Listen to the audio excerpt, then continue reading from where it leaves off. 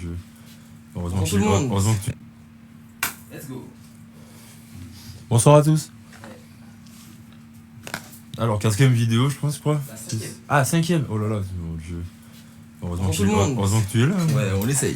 Ouais, C'est la 5e vidéo de Manu Mekaero. Lui c'est Manu, moi on s'en fout. Et l'objectif c'est... L'objectif de ce soir, en vrai. L'objectif de ce soir c'est... de continuer de parler d'aviation, tout simplement. Ouais, exactement. Donc si c'est un domaine qui te passionne, si c'est un domaine qui t'intéresse...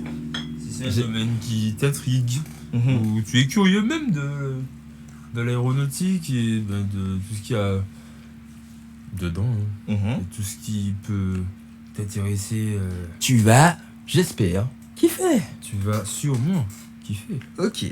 Allez, Alors, du coup, des questions. Des questions. Manu, en fait on va faire tes présentations. On va faire ta présentation. Quel a été ton premier contact avec l'aviation? Ou Alors, l'avion? L'avion. Alors, premier vrai Bon contact. appétit. Bon app- Premier contact avec l'avion, merci maman. Ma mère travaillait au McDo. Il y avait vous savez, une campagne de jouets dans lequel en fait il y avait un petit Boeing jaune et rouge. C'était un Boeing 747, alors je ne savais pas. Et j'avais 2 ans et demi. Un truc comme ça. Il y avait une panne d'électricité, enfin, il n'y avait plus de courant dans la maison. Coupure de courant. J'ai pas AOM avec moi, parce que je l'appelais AOM. Oui. Et j'ai fait ma mère chercher AOM avec la lampe torche avant que je m'endorme. Waouh. Ça, c'est ma mère qui m'a dit. Ouais. Je pouvais pas dormir sans AOM, le frère. En vrai. En vrai. AOM? C'était marqué sur l'avion, c'est ça? Non, même pas, je l'appelais comme ça. Je l'appelais AOM parce que c'était la compagnie, c'était Aerotromer à l'époque, c'était la compagnie que les congés bonifiés à l'époque prenaient pour venir dépenser leurs sous et aller voir la famille. Ok. Du coup, voilà.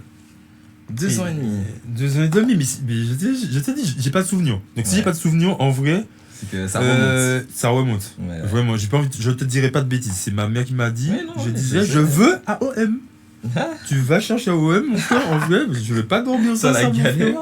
Elle J'ai doit se mis ma lever le mère, lendemain ouais, à j'ai mis 7h du matin.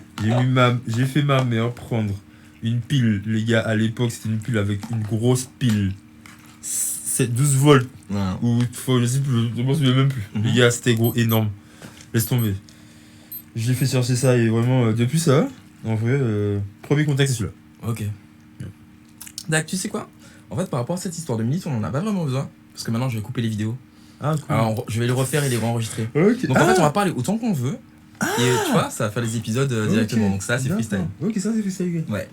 Alors, ok. Waouh. D'accord. Ton deuxième contact avec l'avion. Le premier contact conscient. C'est toi, si tu t'en rends compte, tu t'en rappelles. Non, c'est bête à dire, les frères, mais en vrai, le premier contact inconscient, je pense qu'il a été important parce que c'était ma mère. Et en vrai, ma mère, c'est toute ma vie, ok.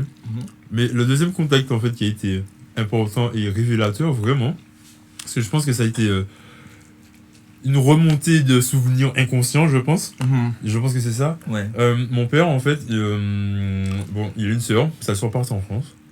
Et il m'a accompagné, du coup, à aller voir le décollage de l'avion. Mais je ne savais pas ça à l'époque. Sauf que, messieurs, dames, en 97, il n'y avait pas toute, comme je vous ai dit, par rapport à la sécurité, sur l'épisode antérieur, il n'y avait pas toute la sécurité qu'on connaît en 2021. Donc, le champ de Cannes qui est devant les 2 km 8 de la piste du Lamentin, en vrai, c'était champ libre. Donc, il n'y avait pas de barrière, tout ça, c'était un champ de Cannes. Il fallait juste faire traverser, on touche le tarmac.